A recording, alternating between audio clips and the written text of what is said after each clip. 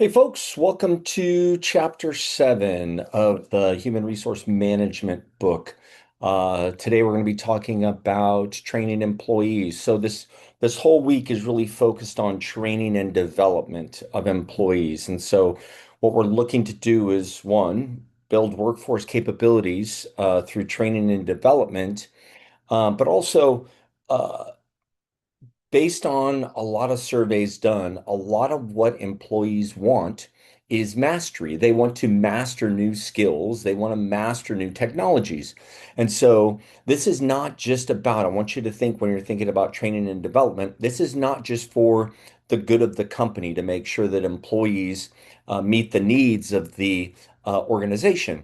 It's a lot to do also about how we can help our employees grow because everybody wants to grow. A growing workforce, a developing workforce is going to be a much more productive workforce. So I just want you to keep that in mind as we go through this. So let's go ahead and get started. Let's see here. Okay, so what is training? Basically, acquiring job-related knowledge, skills, abilities, and behaviors. So all the things that you need to do to function in your role, these are things that you can be trained on. And I don't want you to think it's specifically about new technology.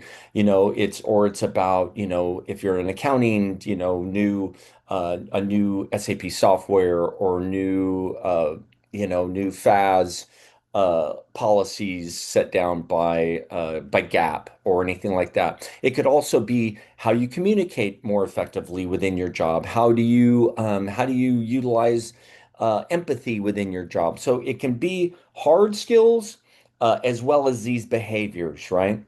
Programs can range from formal classes to one-on-one mentoring. They can either take place on the job or at remote locations, or even from home now through Zoom or through some of the Microsoft Teams platforms.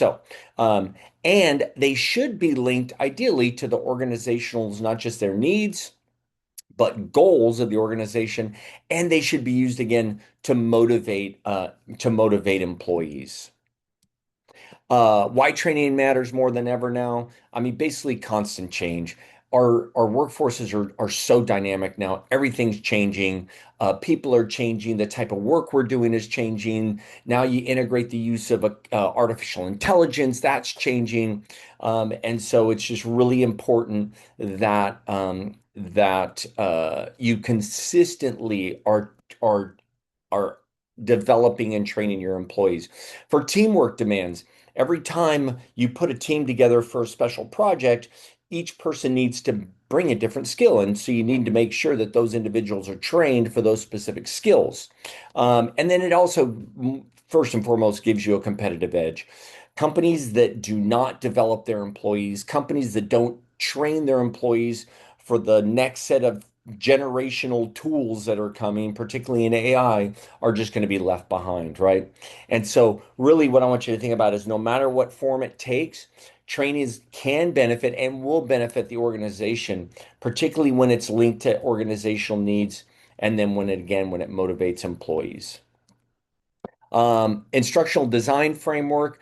Really, this is where kind of HR steps in. This HR really, they're the ones that do most of the instructional design, and they actually have typically individuals within the organization who do training and development.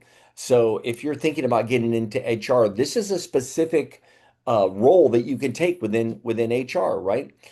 They use instructional design. HR professionals use instructional design to teach skills and behaviors that again help the organization achieve its goals. Um, they typically used by HR professionals. This is typically housed within HR, and it can again be a specific HR job. Again, training and development professionals all the time. It includes assessment of needs. So again, we need to figure out who needs what employees need what. It ensures that they're ready to be trained, right? So we need to make sure that they're ready to be trained. The HR department plan and designs the training program based on specific objectives, who the trainers are, and potentially what methods they're going to take, because there's a lot of different methods that can be used. Then HR implements the training program. They think about one, the learning objectives, so the principles of learning and the transfer of training. How are we transferring that knowledge to staff? And then we do evaluations, right? So the whole process ends with evaluating the results of the training, not just from the company's perspective, but from the employee's perspective. They give feedback, and at each level, they should be giving feedback and should be getting feedback. Okay, so remember, this is a two-way street. Company wants to make sure that our team is trained up, and then the people in those teams want to make sure that they're trained up enough to where they can do that job. And so it's a two-way street. Both need to be providing feedback, and at the end, everybody needs to be evaluated, and everybody needs to have the opportunity to evaluate the training. Learning management systems.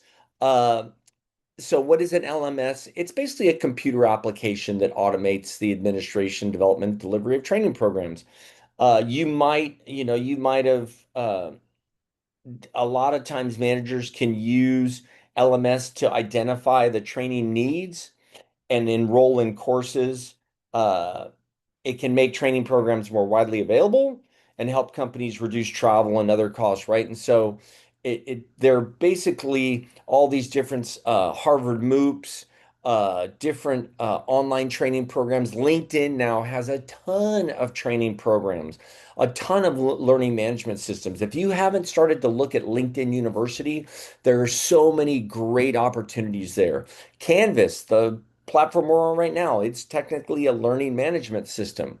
So what it does, the benefits are it makes design process more effective and efficient, links performance to management systems, plan and manages training needs and outcomes, and then tracks associated rewards.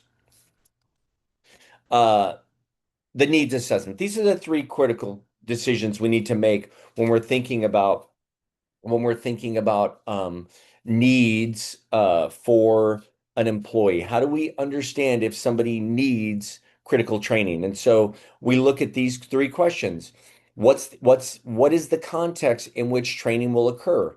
We need to assess the strategy, the resources, and the management support. Training is only as good as the people delivering the training and the support behind it, particularly from the manager. The person who needs the training, right? We need to evaluate performance deficiencies and employee readiness. Just because somebody's uh, needs the training doesn't mean they're ready to take on the training, right? Or, if we want to teach this person a higher level of Excel, maybe we want to teach them pivot tables or VLOOKUPs within Excel. When they don't know how to use basic Excel, can't take them there. So we need to understand the deficiencies and make sure that the employees are ready to actually take on the training. And then the task, what subjects should be trained, should be covered. We want to determine the specific skills and knowledge gaps. We look at this assessment. We do these three critical questions within the assessment. If you're not doing that, you're not ready to implement the training program. And then we have our organizational analysis. So we have our three questions for the trainer, but then we need to understand what the organization looks like in terms of training, right? The beginning of the needs assessments evaluates the context of the training success. So is it aligned with the strategy, right? Is it aligned with the strategy and the organizational goals? Um, is there budget, right? And tools needed for the training, right? Are we trying to skimp on the cost of this training and doing something that's not going to be meaningful? We need to make sure that we have the budget to carry this through to completion. And then finally, we have to have management support. Leadership has to be committed to this, which means a lot of times, folks, you got to take somebody out of their work. When I've been through a lot of trainings, whenever I went through a training, usually they were a week or so long, and I would go and I would have to leave my daily work activities to do this training. My managers always had to make sure that they were okay with that, and my customers were okay with me actually leaving them for a week or so. Usually it was 3 to 4 days, but yeah, so it's really important that you have management support. Usually the needs assessment begins. This is where it begins with the organizational analysis. And the training needs are going to vary depending on whether the organization's strategy is based on growing or shrinking, whether it's seeking to serve a broader customer base or focusing on the specific needs of a narrow market segment. Anyone planning a training program must consider whether the organization has the budget. This is, to me, a big one, and whether the management team is behind the effort. Okay. Next, the person analysis. So again, we have the organizational analysis. Is the company really bought in to conducting this training? Second, is the person, are the people ready to get this done, right? We need to determine if the individual needs and readiness for training are even there. So we need to look at their ability and skills. We need to look at their attitudes and motivation, right? Are they willing to learn? Right? Do they have a desire to learn? Most people do have a desire to grow in their work, but you never know. You need to assess this. You need to ask people questions. Are you ready to take on this training? And what's it going to look like, right? We're also going to need to understand what organizational input is. What are the resources that we're providing to this employee by the employer? And finally, what's the feedback? What's performance feedback? What does success in this training look like? We have to be able to measure the success of it, because if not, then is it really worth it? And then we want to do the task analysis, right? Task analysis um, basically determines which job tasks will be focused on for the training, right? We need to think about job equipment and environment for this. We need to think about time constraints, safety consideration, and performance standards, right? And so we need to make sure every person uh, understands, or every manager understands the shortcomings, and every person understands their shortcomings in performance. And that usually requires knowledge about the task and work environment that that person is currently in. And then HR, they look at typically HR professionals, they're the ones, the training and development folks. They look at the conditions in which the tasks are performed. They think about these conditions and they include the equipment and the environment of the job, the time constraints. They're the ones that evaluate that, right? So again, I mentioned in these time constraints, can we let this person out of their work for 2 or 3 days? Is somebody going to be able to backfill their work, right?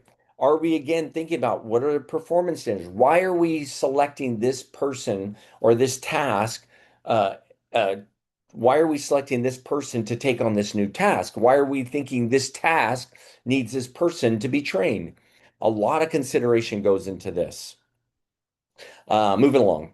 I don't want to take too long on this. So, another thing we need to think about very specifically is employee readiness for training. Effective training requires not only a program that addresses real needs, but also the readiness of the employee. Are they ready for training? Not only ready, are they willing? Right? It's a combination of employee characteristics and positive work environment that permit the training. And so we want to make sure employees are able and eager, right? Eager. So again, employee characteristics. Do they have the ability to learn? Do they have a favorable attitude towards learning? Are they motivated to learn? Is there some sort of carrot? I'm going to use the carrot. Is there some sort of carrot at the end of the road for this employee through this training, whether it's a raise, a promotion, or just again, new skills that they can leverage? The work environment, is it a positive setting with minimal constraints and strong social support? And then finally, the optimal learning and application of new skills, training success. Can we see how it's successful? Manager support's critical. Just there's no other way to put this. Manager support is probably the most critical aspect of it.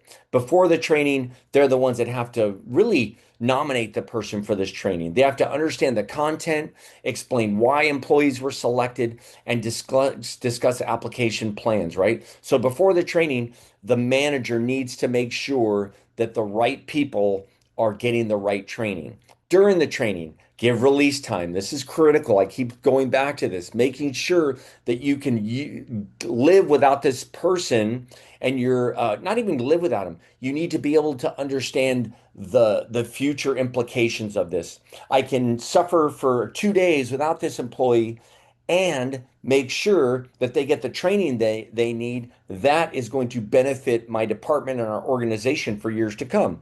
So, understanding, giving this release time, ensuring the equipment availability, and participate sometimes as a possible trainer. Managers need to be open to training, being the trainer.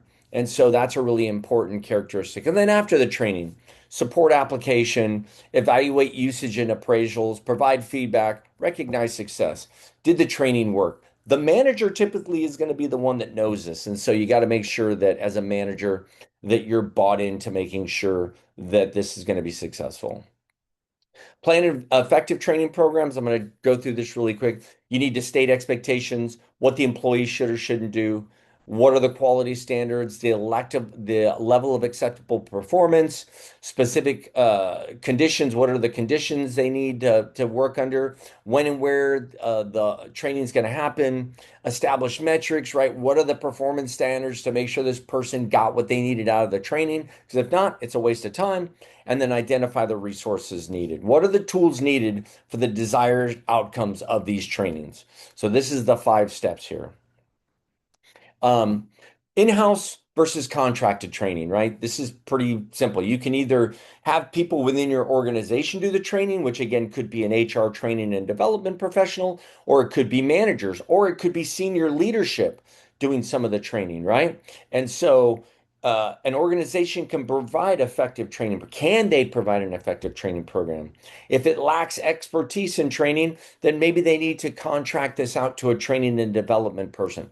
I'm strength certified. I'm MBTI certified. I'm strong interest inventory certified. All those things I had to go out to outside. We're a university too, and I still had to go to outside organizations to get that training accomplished. So typically, though, in-house training is done either by HR professionals. Uh, they're typically customized to our organization. One, a lot of lower external costs, which is great, but it also requires subject matter expertise. Now, I'm not talking about the sexual harassment trainings or the, for us FERPA trainings, or if you're in healthcare HIPAA trainings, the yearly trainings that you have to do. I'm talking about extensive knowledge base, extensive technical based training programs. Okay. A lot of those get contracted out to training organizations, okay, who have the experts. And so just something to think about whether you're going to take it in-house or take it out to a contractor to do it for you. Um, Training method categories, right? There's different presentation methods. There's, lectures, workbooks, videos. This is a lot of times where MOOCs and other online training programs happen, right? So videos, podcasts. Folks, you want to learn how to use Excel? Go on YouTube. I always tell my students all the time, go to YouTube. You can learn how to use Excel. There's hands-on method, which is on-the-job training, simulations. Sorry, I couldn't say that. Role plays, all those types of things. And then group building methods, right? Discussions, experiential programs, team building, team training. If you have a team, it's usually better to train as a group because they're going to be working as a group. And so you always want to look at those. So those are the types of training method categories. Popular training methods, online or computer-based, is typically the highest. Virtual classroom webcast, instructor-led classroom, blended, mobile only is probably the least. And this is based on not just effectiveness for the organization, but also effectiveness for the individual being trained. Technology enhanced training, right? Computer-based training, low cost, flexible scheduling, right? It's like doing an asynchronous class like we're doing right here. Virtual reality, I don't see a lot of that, honestly. So, but it's in there, it happens. I just don't see a lot of people affording companies affording the virtual reality 3D experiences. So, and then EPSS, those are on-demand access to skills training and expert advice. There are systems set up where you can just go in and training programs already built and you do it whenever you want, however you want. On the job training, clear policy statement, right? You got to define what OJT looks like. You got to make sure you have structured resources for on the job training. You have to train the trainers, right? The make sure the people that are training, if I have a new employee and I'm partnering him up with somebody to do some on the job training, I need to make sure that partner is well versed, knows as much as possible on this on what we're trying to get this new employee trained on. And so you want to make sure you partner well. And then we do skills assessment. A lot of times companies bring employees in and they do a skills assessment with them first just to see where they're at. And wherever they're at, that's where they meet them. Okay. And so that's really important for OTJ. Simulations and experiential learning. This is a big one. Um, Team training, basically a lot of cross training happening there. A lot of coordination training, team leader training, action learning, right? Teams get an actual problem. Like this is always fun to me. You know, you can go out and do, yeah, river rafting is a lot of fun, but it can even be just done in-house, right? You have a problem that you need to solve. You come together, you whiteboard it, or you work on solving problems, you commit to an action plan, and then you're responsible, that team's responsible for carrying out the plan, right? So these simulation methods really work well in-house. If you can take somebody, your team out to an organization that does experiential learning programs, it's expensive, but it's amazing to see teams go through. I used to take teams out into the backcountry, and we would do learning out, 3 or 4 days out in the backcountry in the Sierra Nevada. And you get to learn a lot about the people you work with when you're out there 30 miles from the nearest, whatever. And people have to coexist in unnatural territories. And environments, and it can be very building for a team. It can be very cathartic for a team to go through some issues, even just building a fire with minimal resources, or having to carry water, stuff like that. Lots of things you can do. And so if you ever get an opportunity to go on an experiential team building uh, uh, uh, trip, I would absolutely do it. And then finally, measuring training success, right? So, training satisfaction. Is the person who's receiving the training, are they satisfied with the results? Is the company satisfied with the results? The transfer of training, right? Has knowledge been passed? Has the right knowledge been passed? Are new skills and knowledge developed, right? Have we improved performance? That's what we're really looking on. And in the end, any company is looking for ROI, return on investment. And so this is the 5-star measure of training success. And so you'll get more of this through your books. This was kind of just overview of this chapter 7. Next, you're going to look at chapter 8, and we're going to talk about development. And so have a great rest of your day, and we will talk soon.